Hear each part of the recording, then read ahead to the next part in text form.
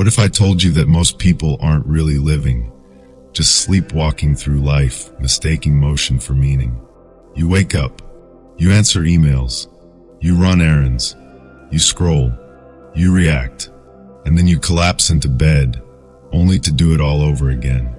But let me ask you something deeper.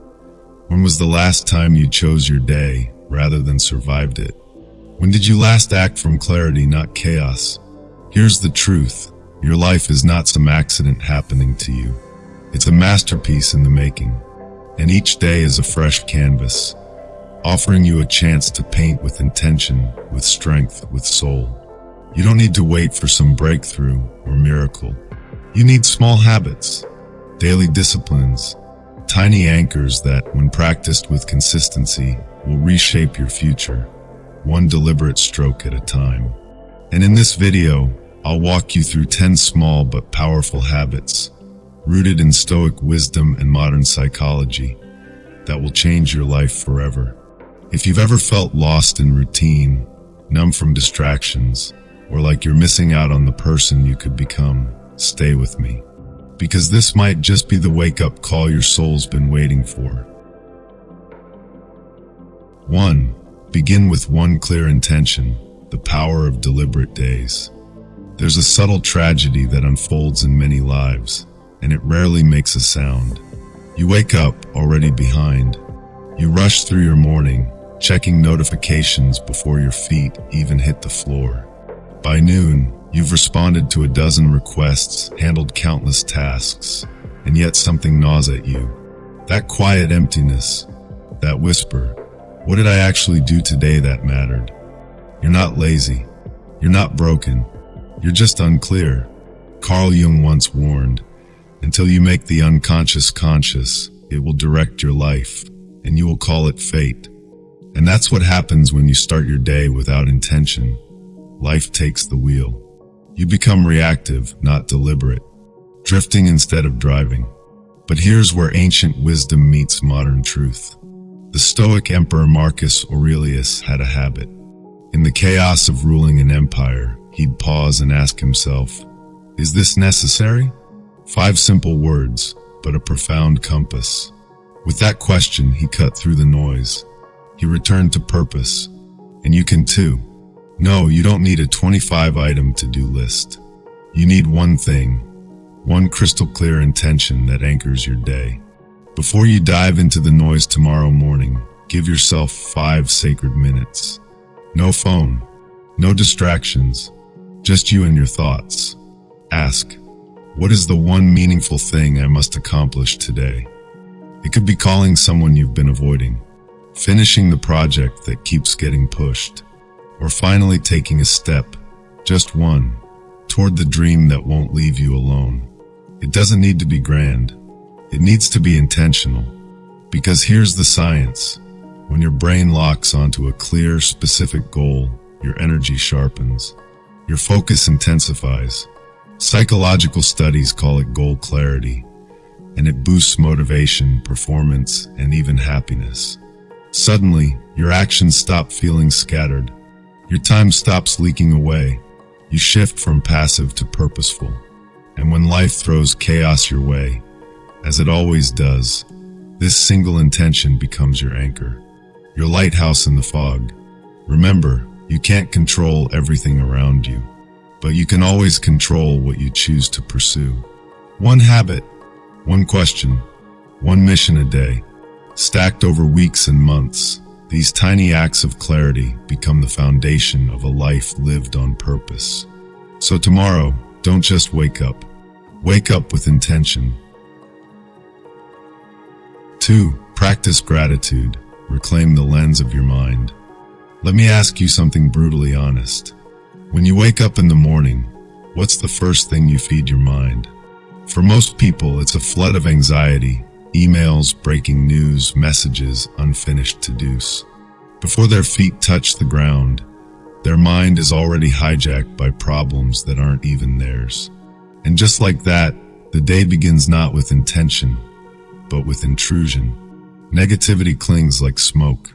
One frustrating headline, one unkind message, one reminder of what's missing, and the whole day feels stained. But here's the part no one tells you. Most of that suffering isn't from reality. It's from interpretation. Epictetus, one of the great Stoics, said it plainly. People are disturbed not by things, but by the views they take of them. It's not the traffic. It's your story about the traffic. Not the email. It's your dread behind reading it.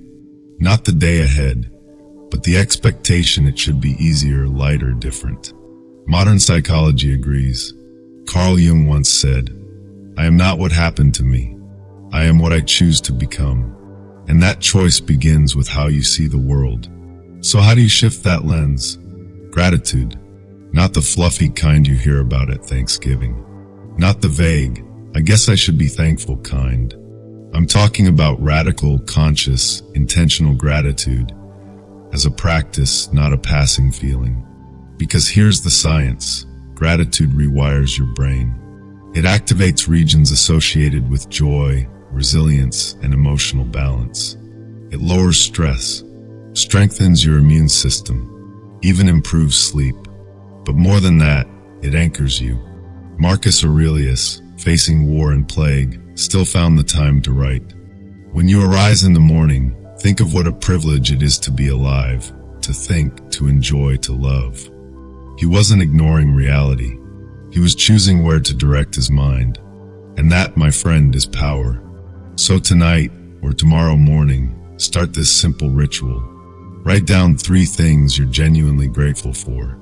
Not grand victories, just real moments. The warmth of your coffee, a quiet sunrise, a friend's unexpected message. What matters isn't the size, it's the sincerity. Because when you teach your brain to scan for what's good, you stop obsessing over what's missing. And slowly, almost silently, your internal dialogue begins to shift. From scarcity to sufficiency, from fear to fulfillment. Gratitude doesn't change your circumstances.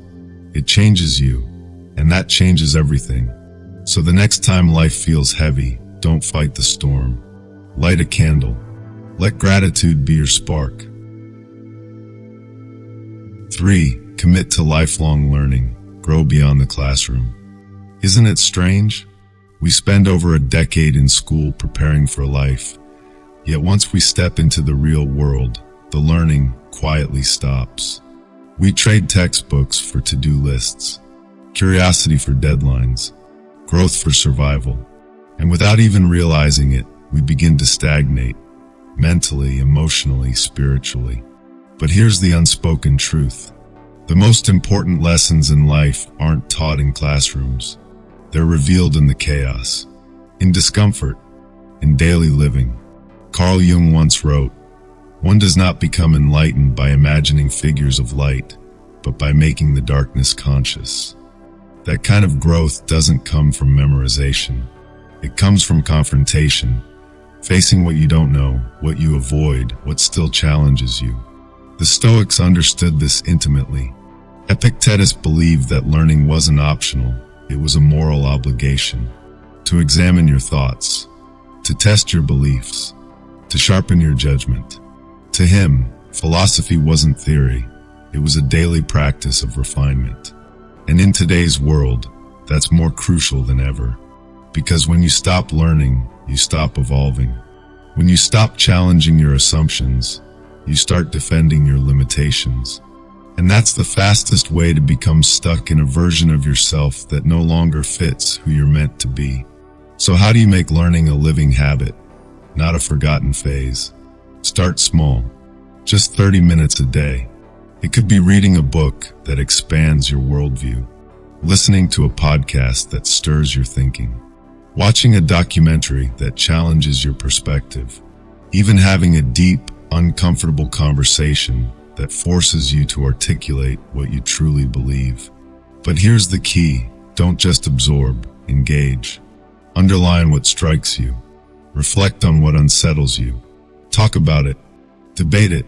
Share it. Because teaching others is one of the most powerful ways to deepen your own understanding. And don't just chase knowledge, seek wisdom. Let what you learn shape how you live. Over time, each insight becomes a new lens, Each challenge a teacher, each lesson a stepping stone toward a deeper, fuller version of yourself. This is how you stay alive inside, not just functioning, but evolving, not just informed, but awakened. So ask yourself tonight, when was the last time you truly learned something that changed you? If the answer isn't today, don't wait for permission. Pick up the book, press play, ask the hard question, because life doesn't stop teaching, only we stop listening. 4. Rewrite your inner voice, from critic to coach.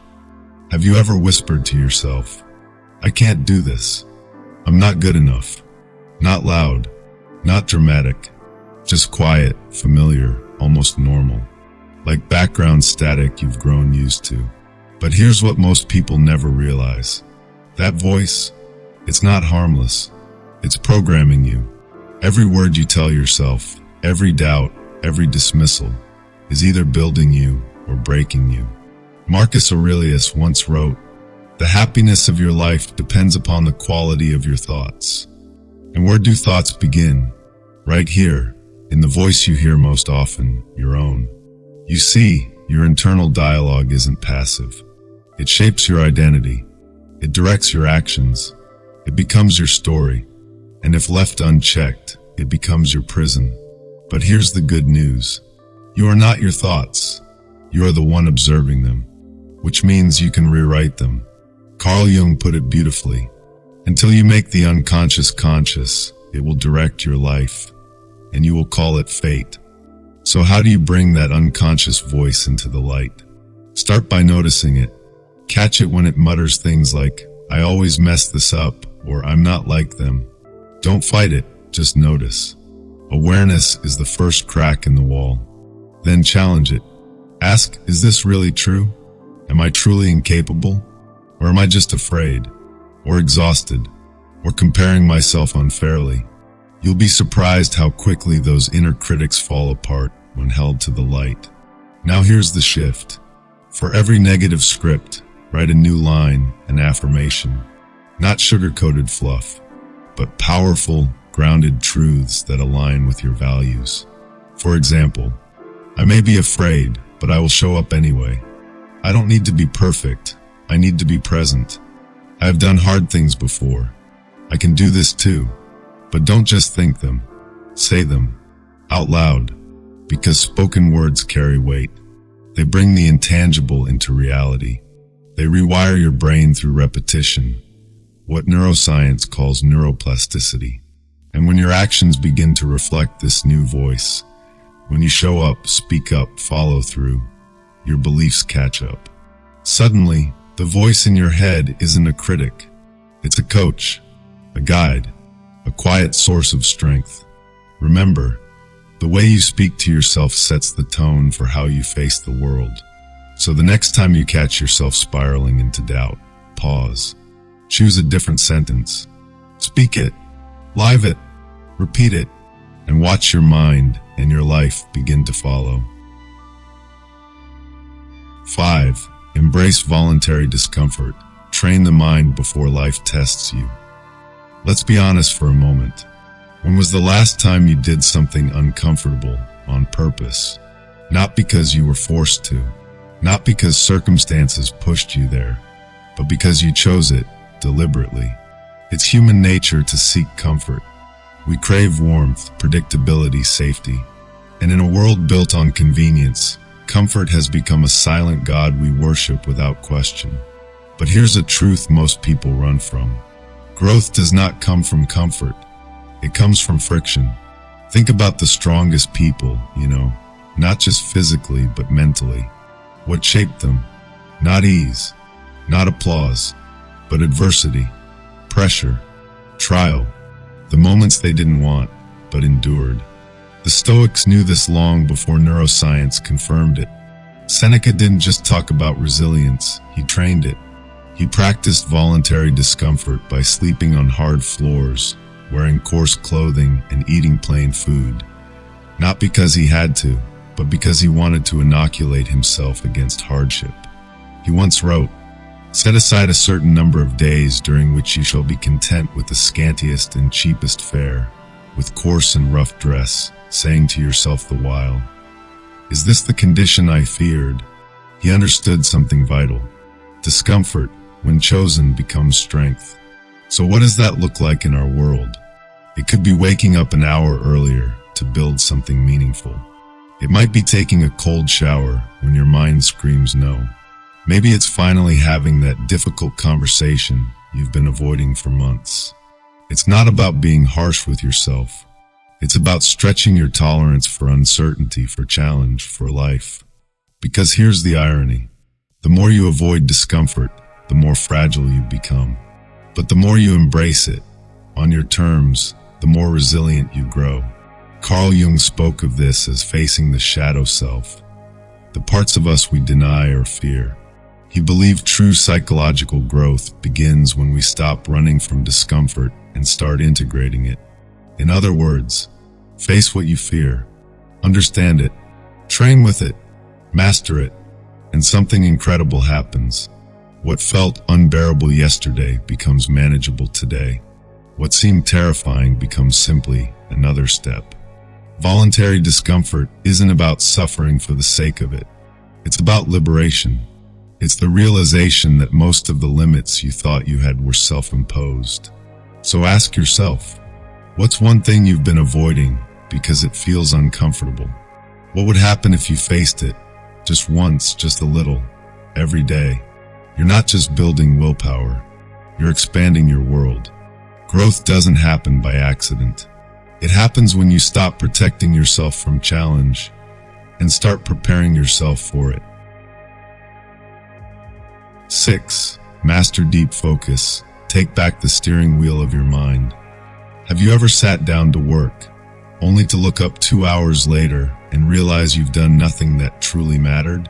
You answered emails, checked your notifications, replied to that message, clicked that article, watched that one video, but the thing you actually needed to do, still waiting. Let's call this what it is, mental drift. You weren't lazy. You were hijacked. We live in an age of noise, constant, flashing, buzzing distraction. And here's the silent cost. Your focus, the very fuel of your life, is being siphoned away one notification at a time. Seneca saw this coming centuries ago. He wrote, "It is not that we have a short time to live, but that we waste much of it." And in our hyper-connected world, wasting time doesn't always look like doing nothing. It looks like doing everything except the thing that matters. That's why mastering focus isn't a productivity hack. It's a philosophical rebellion.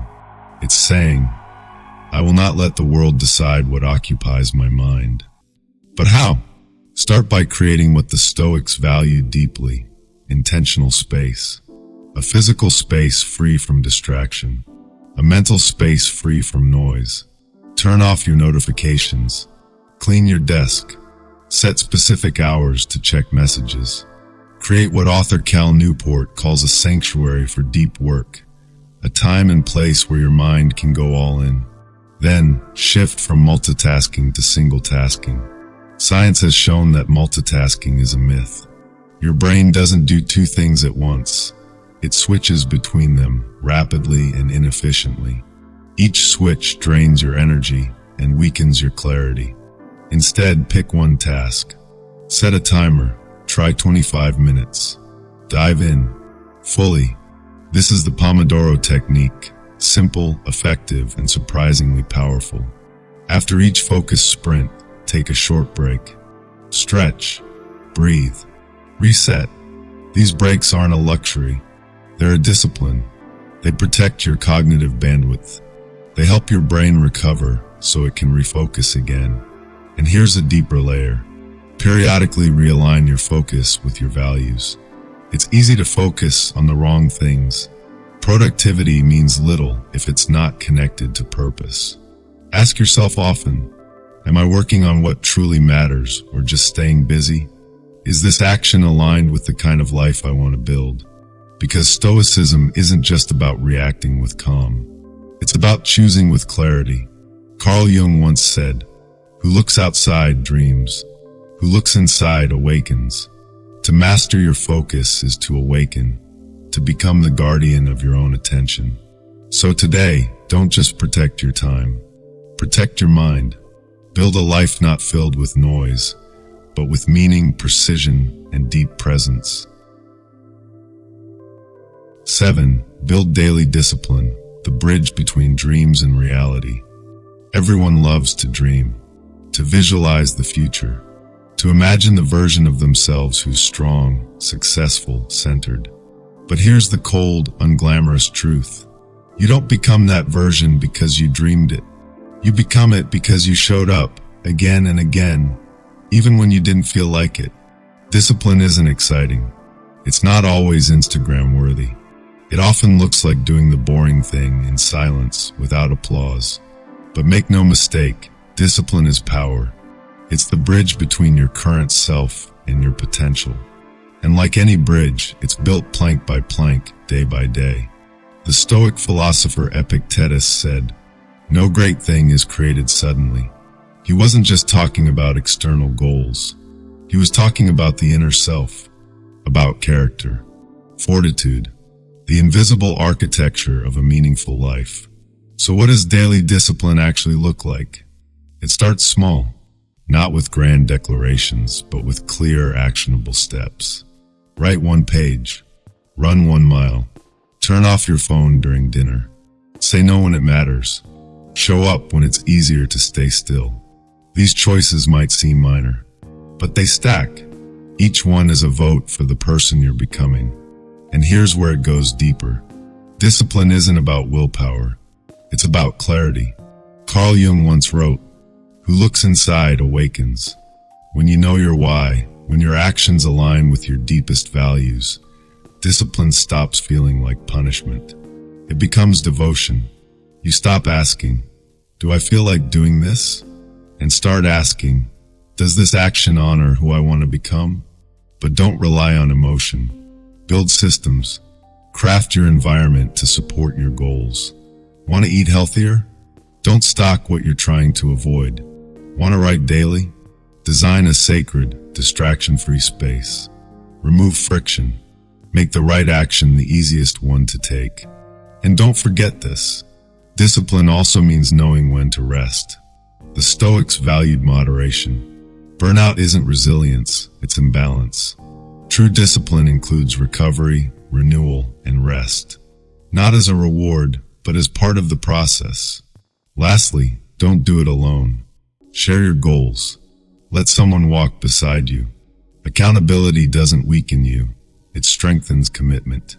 Because when the fire inside flickers, sometimes it's someone else's belief in you that keeps it burning. So start today. Start small. Start quiet, but start. Your future isn't waiting for motivation. It's waiting for movement. 8. Surround yourself with the right people. Environment shapes identity. Look closely at the people around you. Not just who they are, but who you become when you're with them.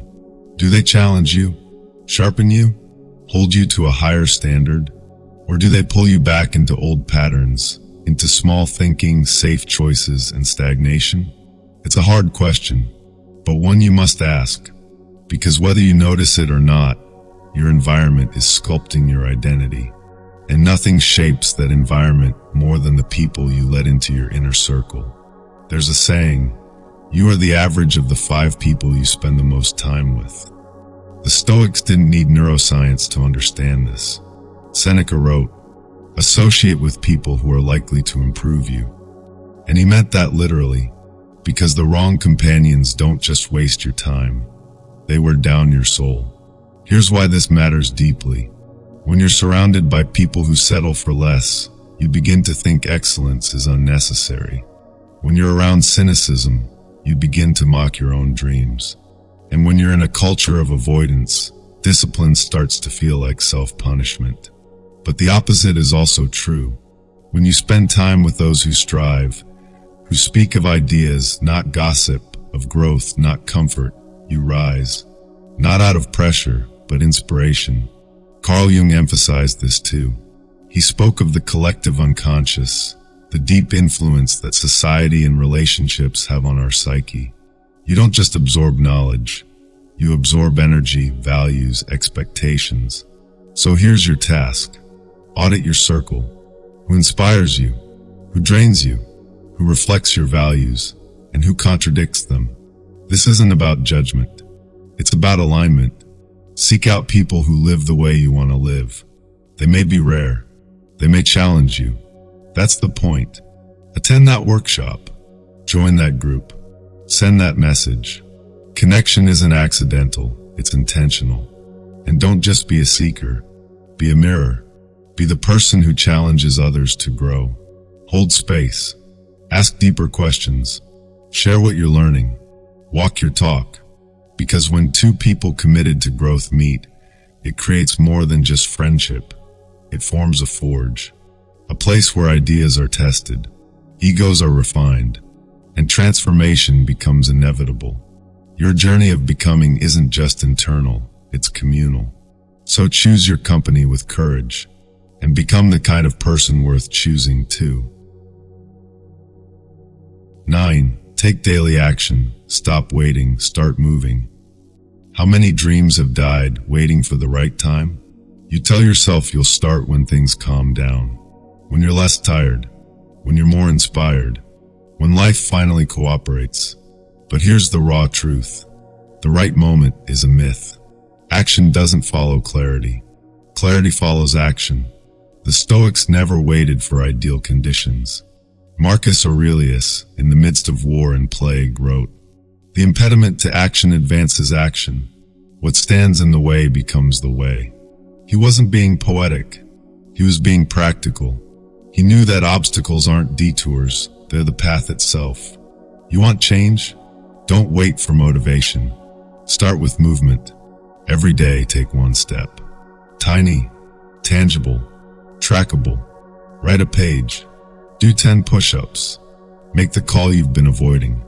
Post your idea. Start the conversation. Even if it's awkward, even if it's messy. Because progress isn't born from perfection. It's born from consistency. Jung echoed this in a different way. He said, "You are what you do, not what you say you'll do." Intentions are noble, but they don't change you.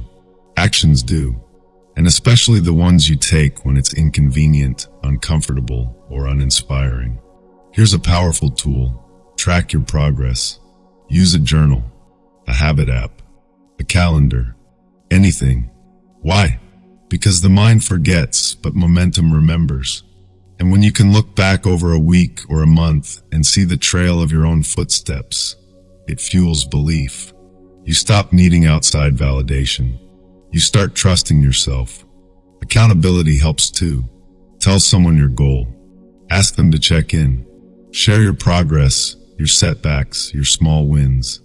You'd be surprised how much harder it is to quit when someone's watching you rise. But above all, be adaptable. Taking daily action doesn't mean rigid routine. It means commitment to forward movement, even when the path changes. Life will throw curveballs. You'll get sick. Plans will break. But discipline is not about doing the same thing every day. It's about never abandoning the mission. So today move. Not perfectly, not dramatically, just deliberately. Because the version of you you're chasing, they're not waiting for the stars to align. They're out there taking one small step every single day. 10. Reflect each night. Turn experience into wisdom. Most people end their day by collapsing into bed, exhausted, drained, scrolling, distracting themselves into sleep.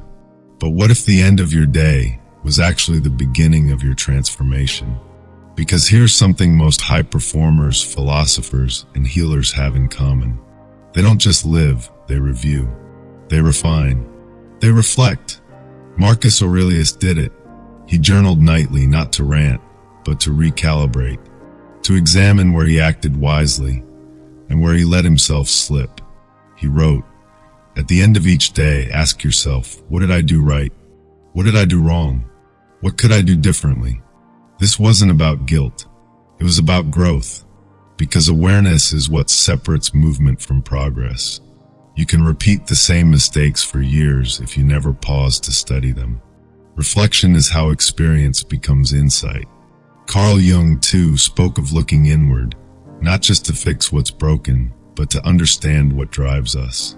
He said, "Your visions will become clear only when you can look into your own heart." So how do you turn this into a habit? Simple.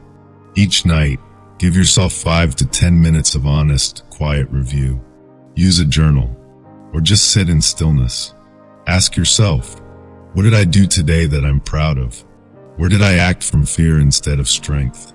What drained me? What energized me? What lesson did today teach me? And here's the key: be constructive, not critical.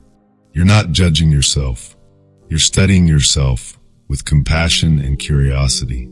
Over time, this practice does something subtle but powerful. It trains your awareness. You begin noticing your patterns faster. You start adjusting in real time, not just in hindsight. And just as importantly, celebrate the small wins. Your progress, your courage, your restraint. Don't wait for massive milestones to acknowledge yourself.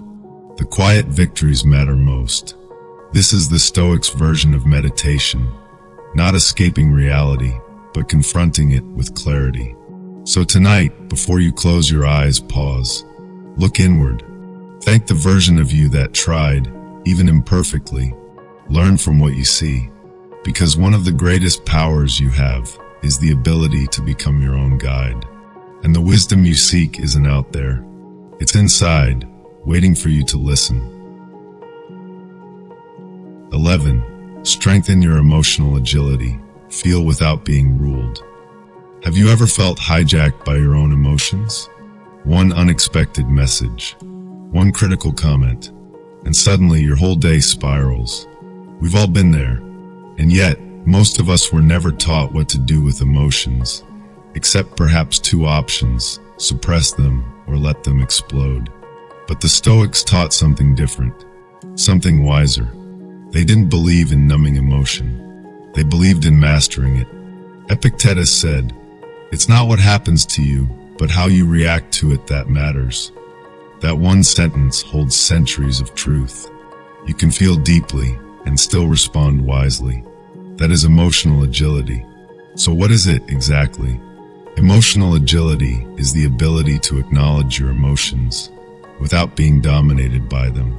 It means you don't deny your anger, sadness, or fear, but you don't let them drive the car either. You sit beside your emotions. You listen to them, and then you choose your next move deliberately. Psychologist Susan David calls this walking your why. It's the art of honoring what you feel without betraying who you want to become. Let's be clear. Emotions are not the enemy. They're messengers, signals. They tell you something valuable is being touched. Your values, your wounds, your hopes. But without agility, you either react impulsively or avoid entirely. Both are traps. So how do you build this kind of emotional strength? Start with a pause. Between the trigger and the reaction, create space. That space is your power. It's where freedom lives. When something upsets you, try this. 1. Name the emotion. Not, "I'm losing it," but, "I'm feeling overwhelmed." 2. Own it without judgment. Say, "This is what's here," and that's okay. 3. Ask yourself, what is this emotion trying to tell me? And what action aligned with my values can I take now? That last question is the pivot. You go from reacting to responding, from chaos to choice. Over time, this practice rewires your relationship with emotion. You stop fearing your feelings. You start leading through them. Because here's what Stoicism really offers: not detachment, but discernment. Not coldness, but clarity. The wise person doesn't suppress emotion, they steward it. Like a fire, they don't let it burn the house down. They channel it to warm, to illuminate, to forge something stronger. So next time emotion rises, don't run. Don't react. Pause. Listen. Choose. Feel fully, and still lead yourself forward. 12. Anchor yourself in the present. Reclaim the power of now. Have you ever lived an entire day without actually being there? You moved, replied, walked, nodded. But mentally, you were somewhere else, reliving yesterday's mistakes, rehearsing tomorrow's fears, floating in the fog of what if. This is the quiet epidemic of modern life. We exist everywhere, except now. But here's the paradox. The present moment, this breath, this heartbeat, this thought, is the only place life truly happens. Marcus Aurelius, writing from a battlefield, knew this intimately. He urged himself, confine yourself to the present, because the past cannot be changed. And the future? It's not promised. The Stoics didn't reject planning. They rejected attachment. They trained themselves to return, again and again, to the here and now, because presence is power. When you are anchored in the present, your thoughts slow down, your actions become intentional, your mind stops wandering into false scenarios and starts engaging with reality. This isn't just poetic, it's scientific. Studies in mindfulness show that people who regularly practice present awareness have lower stress, better focus, and greater emotional regulation. But how do you anchor yourself when the world keeps pulling you away? Start simple. Use your senses to ground you. When you eat, really taste the food. When you walk, feel the contact of your feet with the ground. When you speak with someone, look them in the eyes. Let that moment matter. And when the mental fog rolls in, pause. Take one deep breath and ask, where is my mind right now? And where is my body? Then reunite them. You don't need to meditate for hours. You just need micro moments of clarity, sprinkled through your day like quiet lighthouses. The present moment doesn't promise comfort, but it does promise truth. And the more often you return to it, the less you'll be controlled by illusions of the past or projections of the future. This is what the Stoics meant by living philosophically, not abstractly, but attentively. So today, make a quiet vow to come home to the now, to your breath, your step, your word, to the only place where peace, power, and purpose ever truly meet. 13. Practice intentional solitude. Return to the inner citadel. In a world that constantly demands your attention, when was the last time you sat quietly? Just with yourself? No noise, no screens, no obligations. Just you, your thoughts, your breath, your being. Most people don't avoid solitude because it's boring. They avoid it because it's honest. Because in silence, you hear what you've been trying to outrun. In stillness, you meet the parts of yourself you've ignored. But here's what the Stoics discovered long before the age of distraction. Solitude isn't escape. It's return. Marcus Aurelius called it the inner citadel. A place inside that no chaos, no insult, no circumstance could ever touch. He wrote, "Nowhere can man find a quieter or more untroubled retreat than in his own soul." This was his sanctuary, not a cabin in the woods, not a vacation, but a mental fortress built from reflection, clarity, and presence. And here's the beautiful irony. The more time you spend alone, the more grounded you become around others. Because solitude doesn't isolate you, it stabilizes you. So how do you practice intentional solitude? Start small. 5 minutes of silence in the morning, a walk without your phone, an evening journal session with no distractions. Don't try to fill the space. Let the space reveal you. Ask yourself deeper questions. What am I chasing today? What am I avoiding? Who am I becoming? This isn't about perfection. It's about intimacy with your own mind. Because when you return to yourself often enough, you begin to live from center. Not from urgency, not from pressure, but from presence, clarity, and grounded purpose. The journey of the 13 habits, a new way of living. These 13 habits aren't just tools. They're a blueprint, not for productivity, not for performance, but for presence, for resilience, for a life deeply lived. They teach you how to set direction with intention, cultivate inner strength, lead your mind before it leads you, reconnect with the present, build daily rituals that shape your destiny, and retreat into solitude, not to escape, but to remember who you are. You don't need to master them all at once. Start with one, then stack another, then another. Brick by brick, moment by moment, you're building a life that is not reactive but deliberate, not scattered but centered, not dictated by the world, but directed by your soul. So here's the final question I'll leave you with. Will you drift through your days? Or will you design them, one habit, one breath, one choice at a time? The canvas is still blank. The brush is in your hand. Paint wisely. Conclusion, this is where it begins. You've just walked through 13 small habits. Simple on the surface, yes. But behind each one is a quiet revolution. A new way of seeing, thinking, living. This isn't about chasing a better version of yourself. It's about returning to who you were meant to be.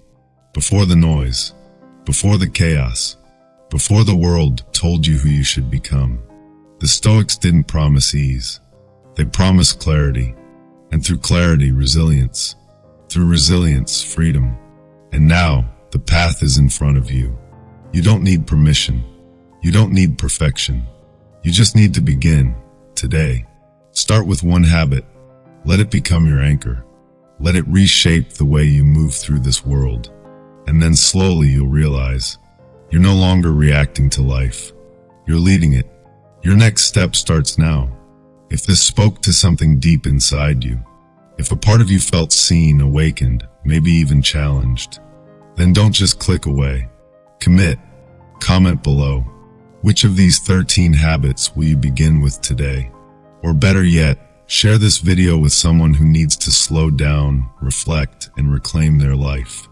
And if you want to keep walking this path of stoic strength, emotional mastery, and inner clarity, then make sure to subscribe and turn on the notification bell, because we're just getting started. This isn't a quick fix. It's a lifelong philosophy, a way of living, thinking, and becoming. One choice, one breath, one habit at a time. We're on this journey together. Let's keep walking.